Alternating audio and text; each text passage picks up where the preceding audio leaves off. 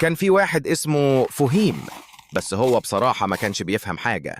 في يوم راح يشتري موبايل جديد. أول ما دخل المحل قال للبياع: أنا عايز موبايل بكاميرا 48 بكسل وبلوتوث بيشتغل على الغاز الطبيعي.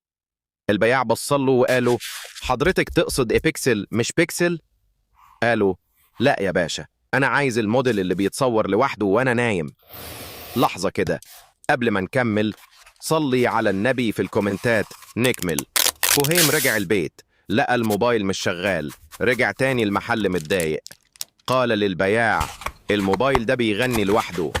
قالوا: دي نغمة الاتصال يا أستاذ فهيم. قالوا: طب والنغمة دي بتخلص إمتى؟ أنا من امبارح والموبايل شغال. عبد الباسط عبد الصمد. لو ضحكتك متنساش تشترك في القناة وفعل الجرس علشان يوصلك كل جديد، وسيب لنا كومنت تكتب فيه: اللهم صل على